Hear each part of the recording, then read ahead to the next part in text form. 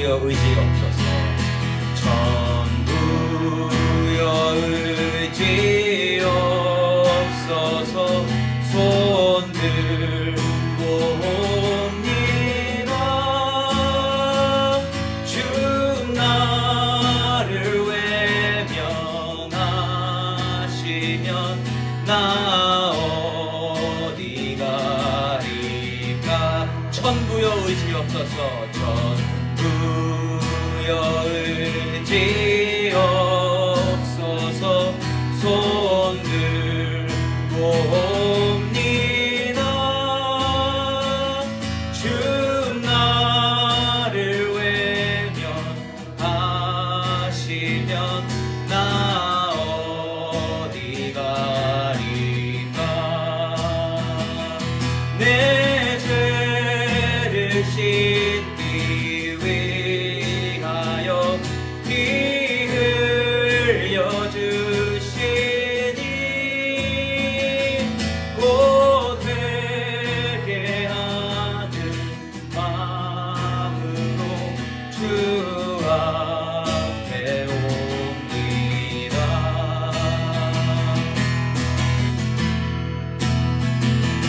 전부터 계신 주께서 영주를 죄인을 보혈로 구해 주시니 그 사랑 한없네. 전부터 계신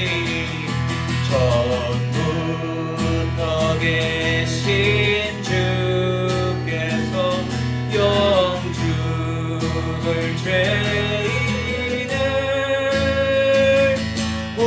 보혈로 구해 주시니 그 사랑 한없네. 내 죄를 씻기 위하여 피 흘려 주시니 곧 회개하는 마음으로 주 앞에 옵니다. 나 예수 의지함으로 큰 권능 받아서 주님께 구한 모든 것 들었겠습니다.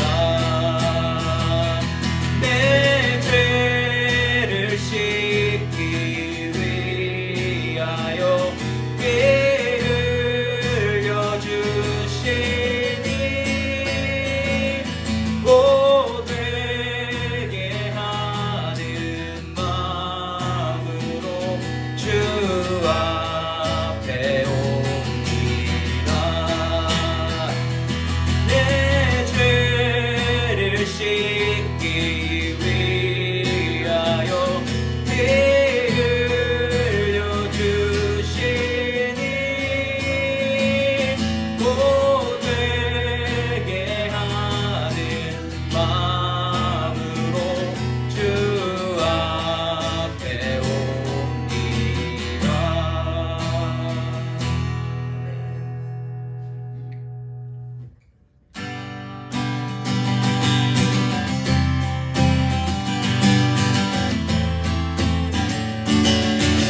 죄에서 자유를, 죄에서 자유를 얻게 함은 보혈의 능력, 주의 보혈, 시험을 이기는 승리되니 참 놀라운 능력이로다.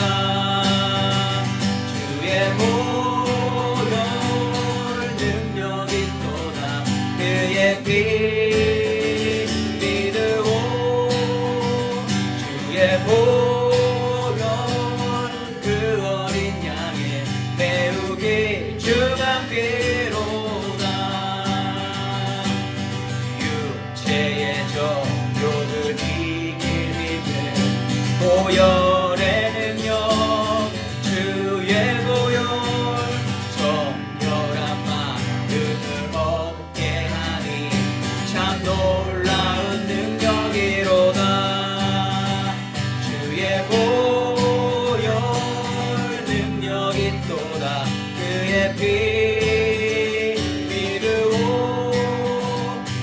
주의 보혈 그 어린 양의 매우 귀중한 피로다. 눈보다도 이게 밝히는 것 보혈에는요 주의 보혈 부정한 모든 것 밝히시니 참 놀라운 능력이로다. 눈보다 더 이게 밝히는 것 주 노래는요 주의 보혈 부정한 모든 것 밝히시니 참 놀라운 능력이로다. 주의 보혈 능력 있도다. 주의 피 믿으오 주의 보혈 그 어린 양의 매우 귀중한 피로다. 구주의 복음을 전할 제목 보혈의 능력 주의 보혈 날마다 나에게 찬송 주니 참 놀라운 능력이로다. 주의 보혈 능력 있도다. 주의 피 믿으오 주의 보혈 그 어린 양의 매우 귀중한 피로다. 주의 보혈 능력 있도다. 주의 피 믿으오 주의 보혈 그 어린 양의 매우 귀중한 피로다. 찬송하세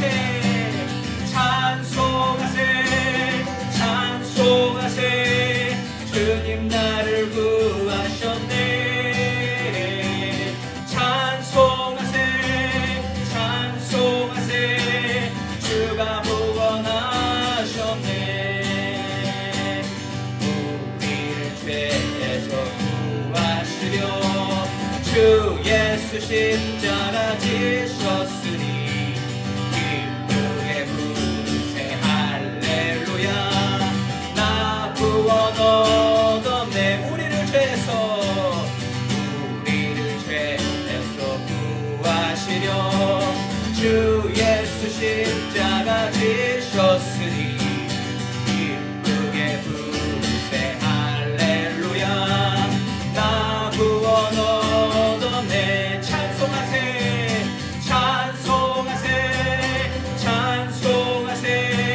주님 나를 구하셨네. 찬송하세 주가 구원하셨네. 우리를 주께서 구했으니 이전에 행하던 악한 일과 주하고 더러운 모든 죄를 온전히 버렸네. 찬송하세 주님 나를 구하셨네. 찬송하세 주가 구원하셨네. 나 지금 죄에서 사함받아 거룩한 백성이 되었으니 이유심 장막을 벗을 때도 겁날 것 없겠네. 찬송하세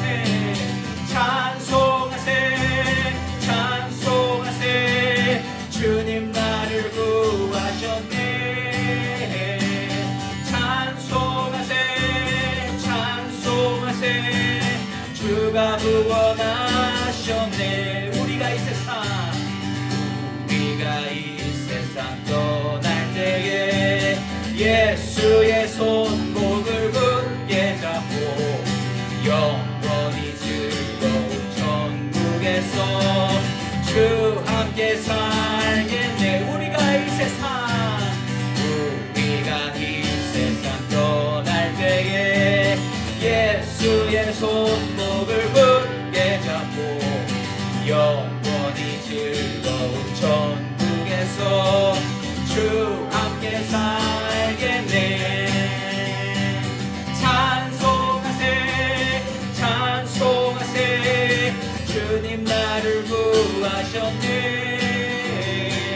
찬송하세 찬송하세 주가 구원하셨네. 찬송하세 찬송하세 찬송하세 주님 나를 구하셨네. 찬송하세 찬송하세 주가 구원하셨네. 아멘.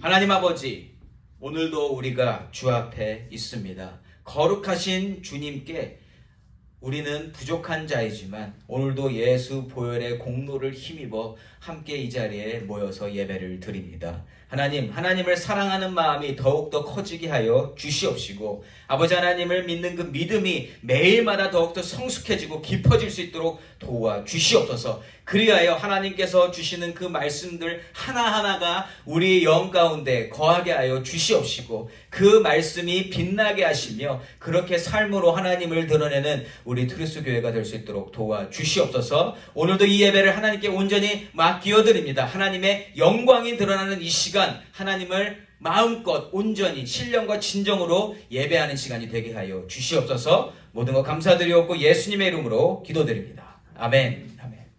오늘 함께 보실 본문 말씀 사무엘하 21장 7절에서 14절까지의 말씀입니다. 사무엘하 21장 7절에서 14절까지의 말씀 우리 함께 교독하도록 하겠습니다. 21장 7절 말씀 제가 먼저 읽습니다.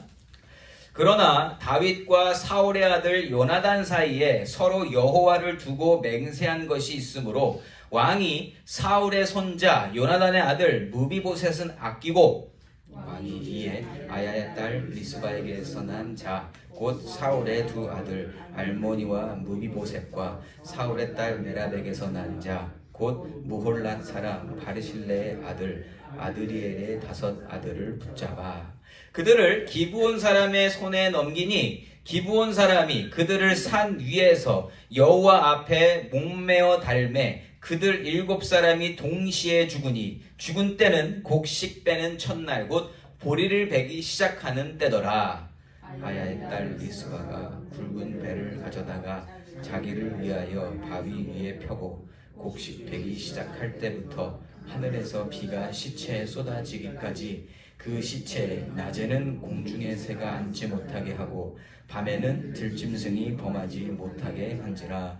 이에 아야의 딸 사울의 첩 리스바가 행한 일이 다윗에게 알려지매 다윗이 가서 사울의 뼈와 그의 아들 요나단의 뼈를 길르앗 야베스 사람에게서 가져가니 이는 전에 블레셋 사람들이 사울을 길보아에서 죽여 블레셋 사람들이 벳산 거리에 매단 것을 그들이 가만히 가져온 것이라.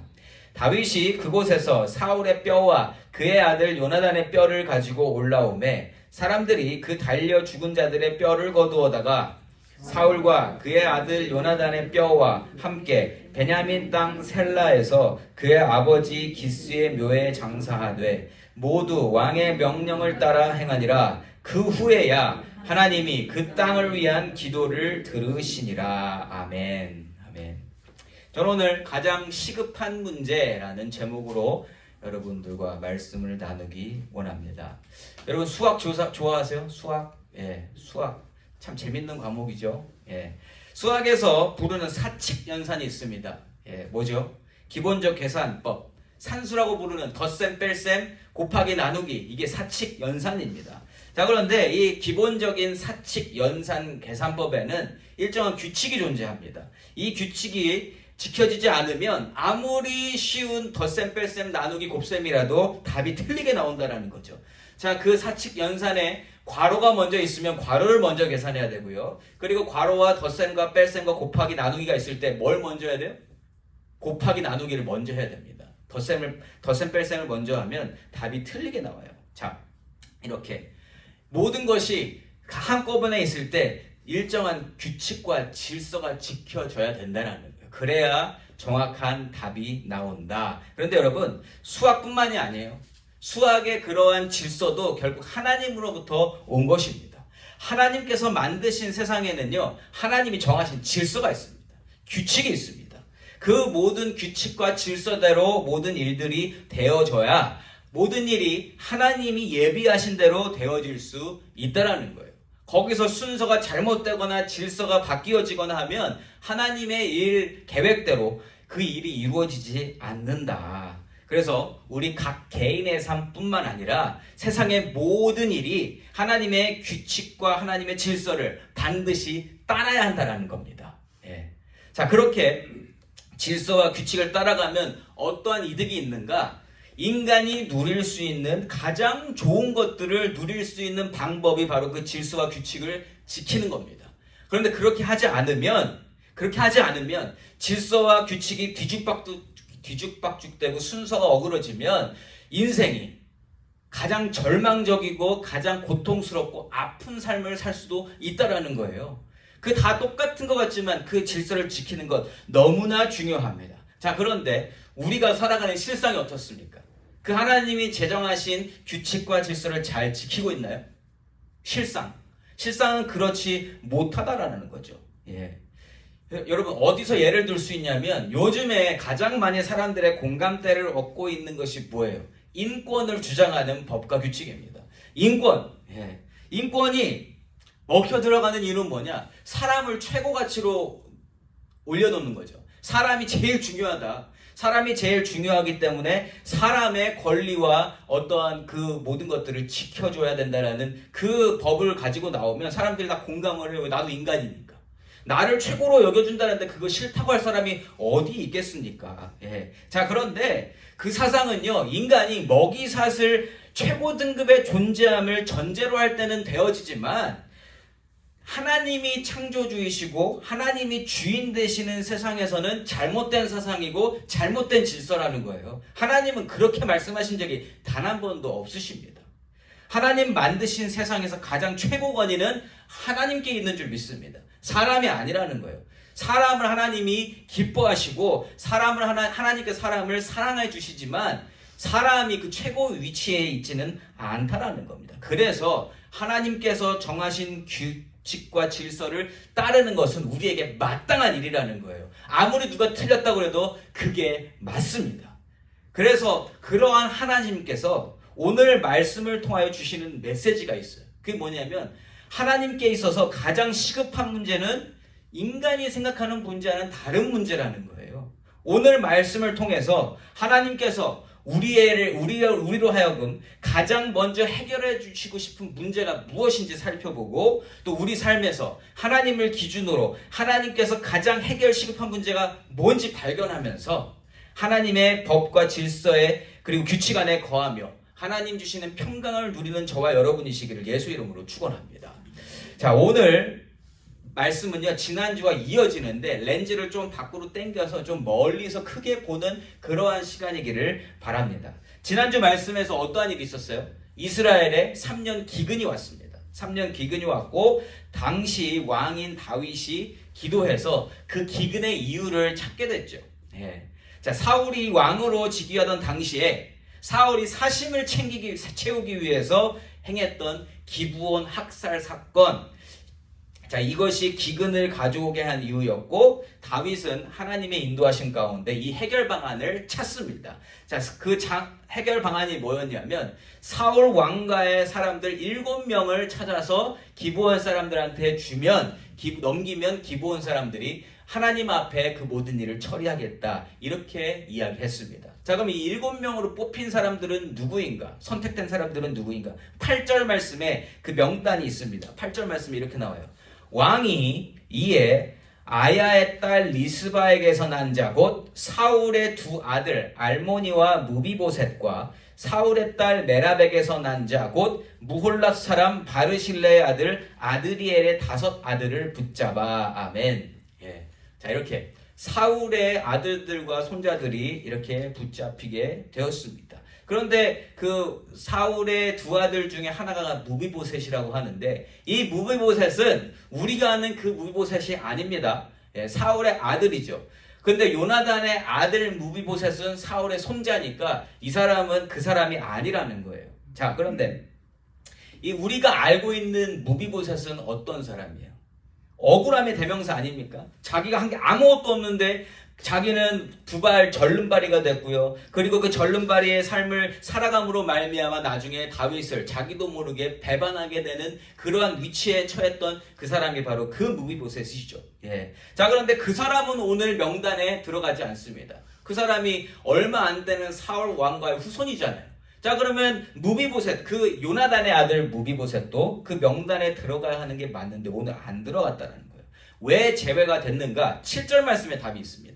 7절 말씀에 그러나 다윗과 사울의 아들 요나단 사이에 서로 여호와를 두고 맹세한 것이 있으므로 왕이 사울의 손자 요나단의 아들 무비보셋은 아꼈다, 이렇게 증거하고 있습니다. 자, 이 7절 말씀을 그냥 읽으면 이 마지막 부분에 무비보셋을 아꼈다라는 이 표현 때문에 무비보셋이 다윗 왕의 특별한 대우를 받아서, 그래서 다윗이 특별히 어떤 조치를 취해서 명단에서 빠진 것처럼 보일 수 있습니다. 자, 그런데 그것이 아니에요.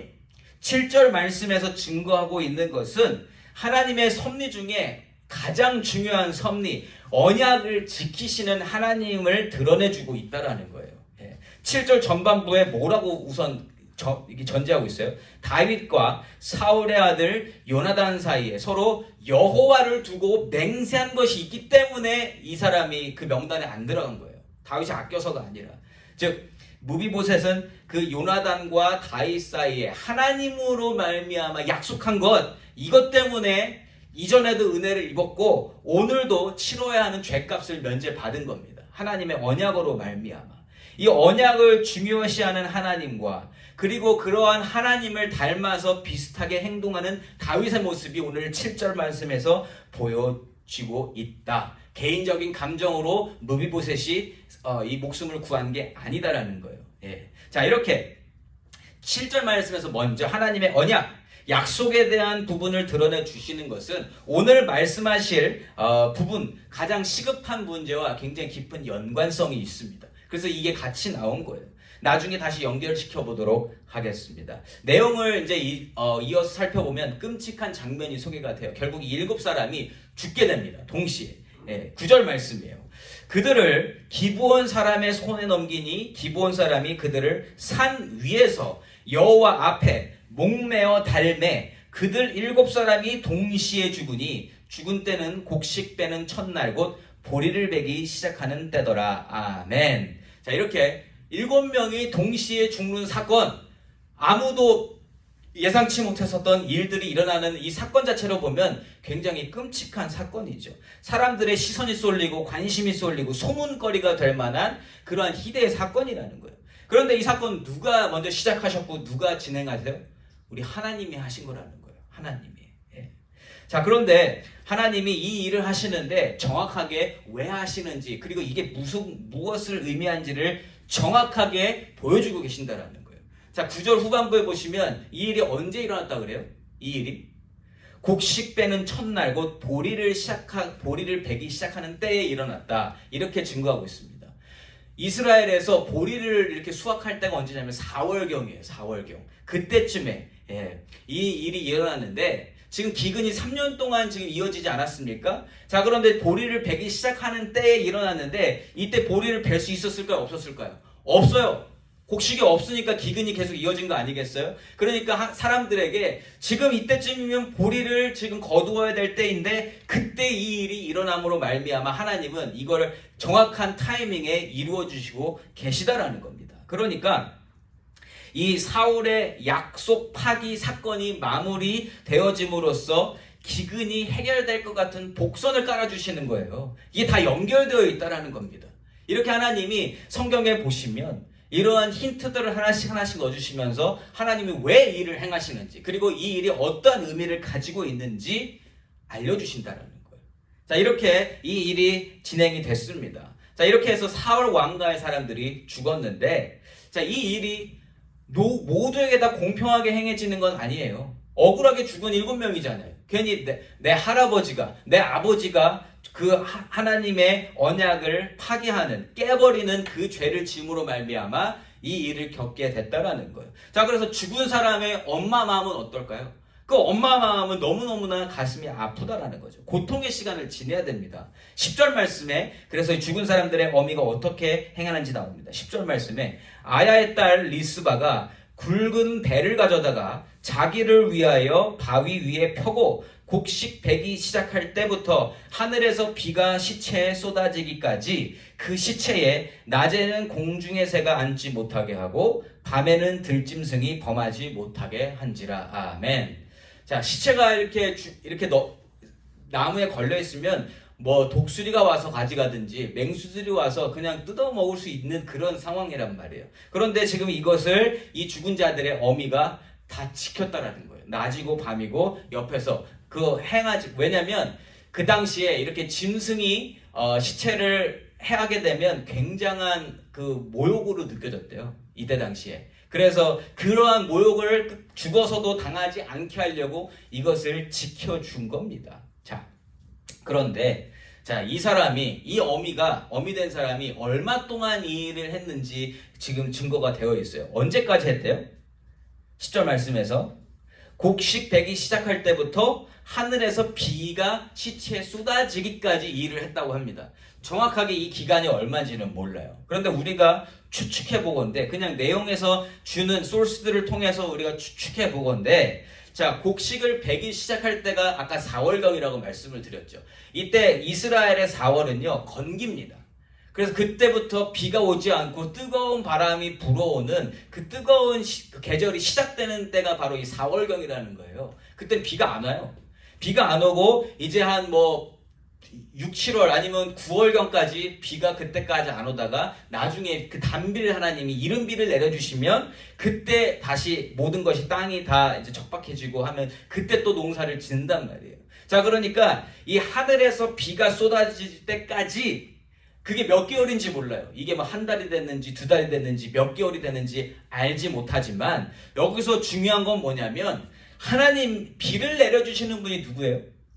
하나님이시잖아요. 하나님의 액션이 있으실 때까지 그때까지 이 일을 했다라는 거예요. 그리고 하나님이 액션을 주셨을 때 이 일이 멈추어졌다. 예. 자, 그러니까 하나님이 기근이 계속되던 땅에 비를 내려주셨다라는 거예요. 그 전까지는 비가 안 왔다는 이야기가 될 수도 있습니다. 기근이 있었다라는 것은 비가 오지 않아서 수확을 못했었던 거예요. 그런데 지금 3년 만에 비가 오게 된 거예요. 그때까지 하나님이 기다리게 하셨고 이번에 비를 드디어 내려주셨다. 그러니까 이 속죄함을 하나님이 인정하셨다라는 거예요. 이 일이 그렇게 7사람이 죽음으로 말미암아 죄값을 치러냄으로 말미암아 그 하나님이 해결하시고 하는 문제가 해결이 됐다. 이것을 말씀해 주시는 거예요. 예. 하나님의 진노하심이 그쳤다라는 시그널이 비가 내리는 그 모습이었다라는 겁니다. 자, 그렇게 하나님이 역사하셨고요. 그 하나님이 역사하시는 그때에 이제 그 시체 옆에서 시체가 온전하도록 지킨 그 죽은 자들의 어미의 소식이 다윗에게 전해집니다. 그래서 다윗이 이제는 때가 되었으니 장사를 지내주는 거예요. 장례를 치르게 돼요. 자, 그래서 이 일을 계기로 해서 예전에 다른 곳에 묻혀 있었던 사울의 뼈, 요나단의 뼈까지 다 가지고 와서 지금 이 일이 어디서 일어나는지 기억나세요? 이 기브온 사람들이 이 일은 사울의 고향 베냐민 지파 땅 기브아에서 이 일을 행하겠다라고 이야기를 했어요. 하나님이 그렇게 모든 것을 인도하셨습니다. 그래서 이 모든 사람들의 시신과 사울의 뼈와 요나단의 뼈까지 다 그들의 고향 땅 가운데 묻히게 됩니다.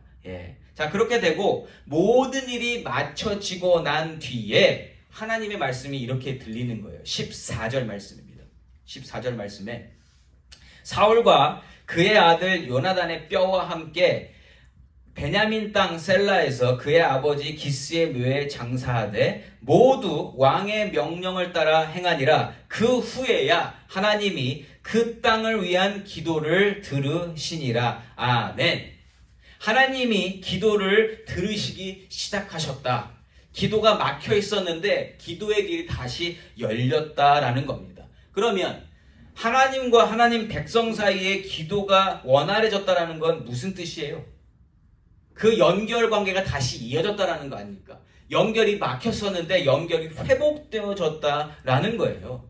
하나님과의 관계가 원활해진다라는 것은 하나님의 백성에게 하나님의 영이 충만해진다는 이야기입니다. 다시금 충만해질 수 있는 길이 열렸다. 여러분, 하나님과 관계가 원활해지면 우리가 얻는 건 뭐예요?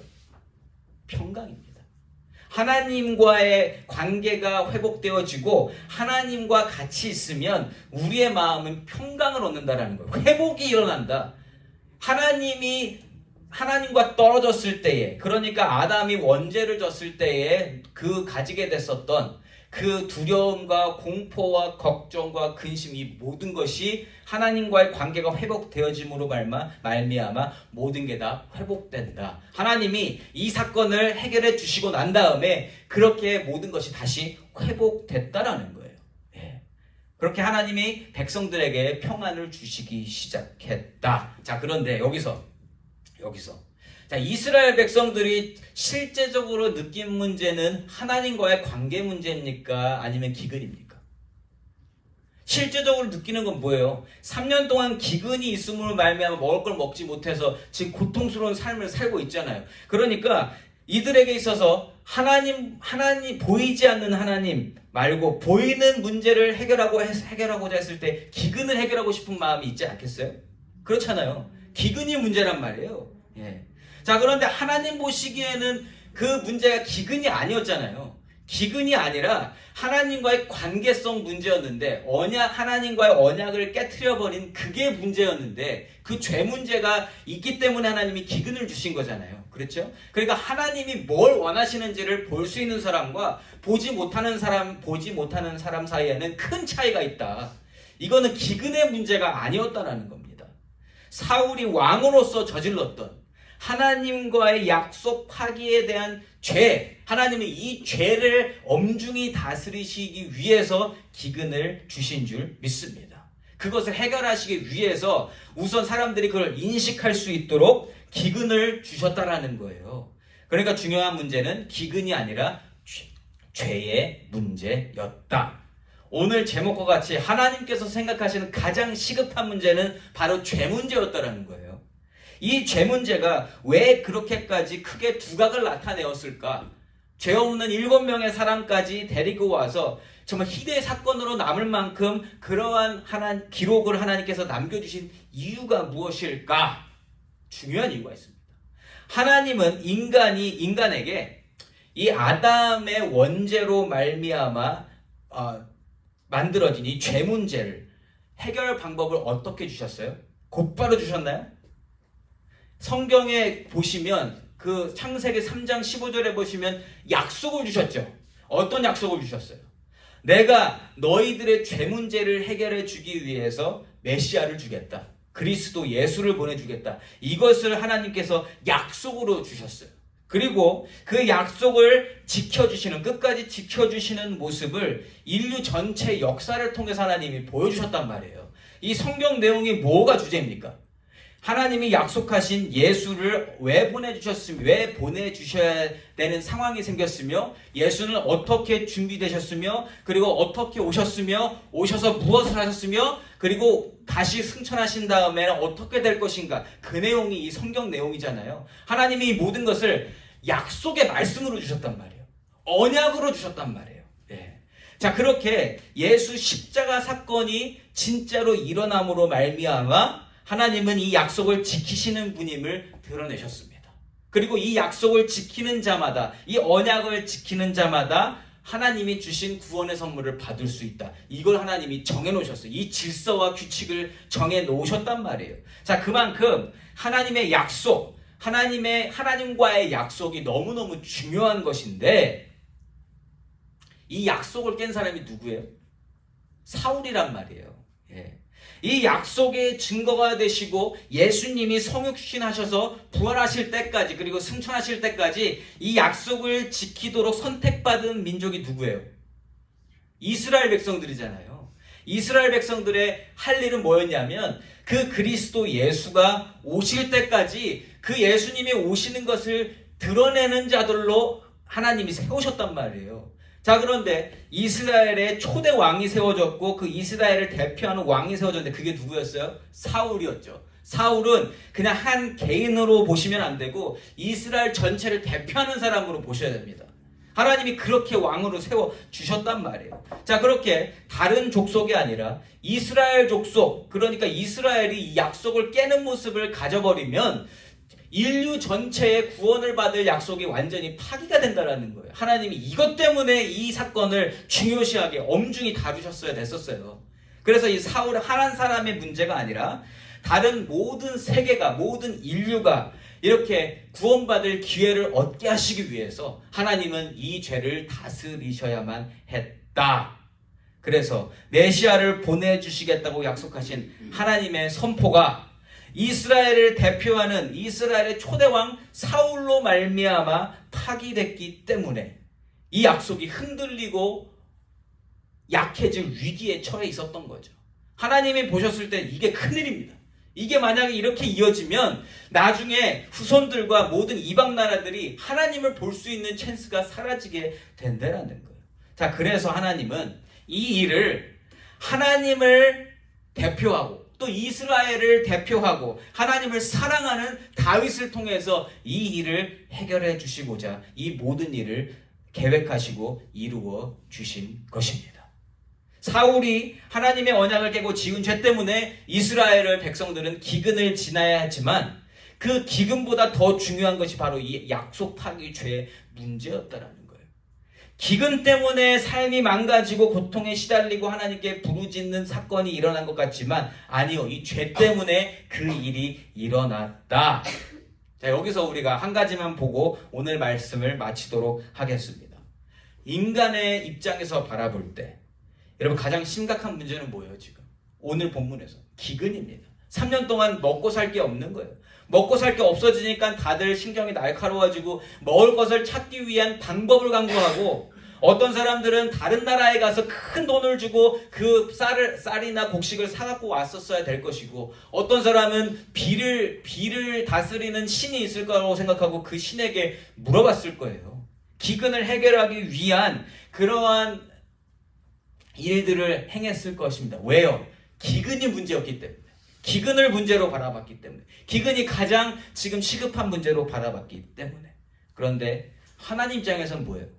하나님 입장에서 가장 지금 풀어야 할 문제는 뭡니까? 죄의 문제라는 거예요. 죄의 문제. 사울의 죄뿐 아니라 모든 인류의 죄를 담당하실 메시아 그리스도 예수를 보내주셔서 그 죄를 해결해 주시려는 하나님의 일이, 하나님의 계획이 하나님 보시기에는 가장 시급한 문제였다라는 겁니다. 그런데 이 상황을 그렇게 바라보지 못하는 사람들이 있었고 이 일을 왜곡하는 사람들도 분명히 있었겠지만 하나님은 이 일을 이루어 주셔야만 했을 것입니다. 사랑하는 성도 여러분, 지금 이 시대를 살아가는 우리는 또한 이 세상을 어떻게 바라봐야 할까? 여러분, 이 세상에 문제 많이 있죠. 이 세상이 지금 정상적으로 돌아가고 있다고 생각하십니까? 아니요. 그렇지 않습니다. 여기저기 문제 투성입니다. 자, 우리 개개인은 어때요? 우리 개개인은 문제 없이 살아갑니까? 우리 개개인에게도 문제가 많이 있습니다. 자, 그러면 이러한 문제들, 개인의 문제가 아니라 개인의 문제뿐만 아니라 세상 전체가 많은 문제 속에 있을 때 우리는 뭘 먼저 생각해야 되냐는 거예요. 하나님이 그 문제를 주셨을 때 우리가 무엇을 보기 원하실까? 오늘 말씀을 통해서 답을 찾으셨을 줄 믿습니다. 모든 문제가 있을 때에 그 문제는 하나님으로부터 오는 거예요. 하나님으로부터 온 문제들을 통해서 우리가 뭘 보아야 하는 것인가? 여러분, 그 문제들을 우리가 받아들였을 때 거기에는 하나님께서 주시고자 하는 메시지가 반드시 담겨 있다는 거예요. 왜? 그 문제가 있어야 우리의 무릎이 땅에 닿고 우리의 코가 땅에 닿고 하나님께 기도하게 되니까. 그 기도를 통해서 하나님께서 우리에게 주시고자 하는 메시지, 여러분, 그 죄 문제를 해결해 주시기 위한 하나님의 특단 조치인 줄 믿습니다. 가장 중요한 문제, 가장 중요한 일은 하나님께서 처음부터 해결해 주시고 싶으셨던 바로 그 죄 문제라는 겁니다. 하나님께서 진정 주시고 싶은 것은 약속으로 주셨던 예수를 통한 구원입니다. 하나님은 인류 전체가 이 메시지를 듣고 구원받기를 원하시는 사랑의 하나님이신 줄 믿습니다. 사랑의 하나님이 모든 사람들이 아프지 않고 모든 사람들이 어려운 일을 겪지 않고 모든 사람들이 다 가만히 있기를 원하는 그게 사랑의 하나님이 아니에요. 진정한 사랑은 우리가 인간으로 태어나서 알지 못하고 죄인으로 태어난 우리가 죄를 깨닫고 그 죄를 해결받아서 하나님과 같이 있게 되는 것, 이것이 진정 하나님의 사랑인 줄 믿습니다. 하나님이 그 은혜를 주시기 위해서, 그 모든 것을 해결하시기 위해서 독생자 예수를 보내주셨고요. 그 예수는 약속으로 먼저 주어졌고 그 약속이 이루어짐으로 말미암아 그것은 확정되었다. 하나님이 그걸 확정시켜 주신 줄 믿습니다. 여러분, 이 문제가 해결되어야만 우리가 처음 지음받았던 그 완전한 모습, 그 모습으로 돌아갈 수 있다라는 거죠. 그러니까 하나님의 질서, 하나님의 규칙, 하나님의 법은 우리가 하나님의 피조물로서 우리가 최상 위치가 아니라 하나님 밑에서 지어진 피조물로서 6일째 창조되었을 때에 인간이 뭐 했냐면 모든 지어진 세상 만물 가운데에서 나를 오늘 지으신 하나님을 바라보며 하나님을 즐거워하고 그 즐거움 안에서 평강과 평안과 평화와 기쁨과 만족을 누리는 모습, 그게 우리가 회복할 모습이라는 거예요. 6일째 창조되었을 때 우리가 할 일은 아무것도 없었습니다. 그 다음에 이어지는 안식일 가운데 하나님 안에서 안식을 누리며 하나님을 즐거워하는 모습, 그게 우리가 누릴 모습이라는 거예요. 하나님은 그것을 회복시켜 주시려고 우리에게 많은 문제들을 주시고 세상에 많은 문제들을 주시면서 제발 너희들이 내가 준 그 모습을 회복하면 좋겠다. 이게 하나님의 질서입니다. 이게 하나님이 세워놓으신 규칙입니다. 이 규칙이 지켜질 때에 뒤죽박죽되지 아니하고 하나님이 정하신 대로 되어질 때에 온전한 회복이 이루어진다는 겁니다. 이미 이 회복을 누리신 분이 계시다면 아직 하나님의 질서와 법을 모르는 세상이 회개하도록 기도하면서 미리 회복을 누린 자로서 기쁨과 감사로 살아야 합니다. 이 세상을 부러워하는 것이 아니라 이 세상을 하나님의 눈으로 바라보면서 기도해야 하는 게 마땅하다. 또 아직 회복을 이루지 못한 사람이라면 하나님께 나아가서 그 은혜를 간구하며 성령 하나님의 인도하심으로 예수를 믿는 믿음을 얻고 진정 회개해서 하나님 주시고자 하는 평강을 얻는 게 가장 첫 번째 순서입니다. 가장 시급한 문제가 바로 그 문제입니다. 내가 오늘 굶어 죽는 그 문제가 나에게 가장 큰 문제가 아니라 하나님이 주시고자 하는, 풀어주시고자 하는 그 시급한 문제를 인식하는 것, 그것이 가장 시급한 문제라는 것이죠. 사랑하는 성도 여러분, 하나님께서 이 세상에 주시는 기근과 같은 문제들, 지금 기근이 있는 곳도 있지만 우리에게 기근은 없어요. 그러나 우리에게도 많은 문제들을 주시는데 그러한 문제들을 보실 때마다 오늘의 말씀이 기억나시기를 소망합니다. 오늘 말씀을 기억하시면서 또 회복을 누리는 자로서 이미 기도하시는 하나님의 자녀가 되시기를 소망합니다.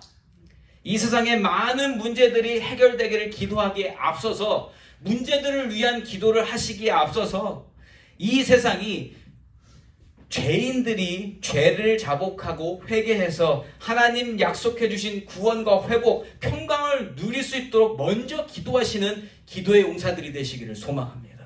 그게 가장 필요한 기도라는 거예요. 가장 중요한 기도라는 거예요. 이미 회복을 얻은 자라면 그 기도에 힘을 먼저 쏟아야 하는 줄 믿습니다. 그렇게 기도하면서 하나님 나라를 소개하고 함께 만들어 나아가는 귀하고 복된 트루스교회 성도님들이시기를 예수 이름으로 축원합니다. 아멘.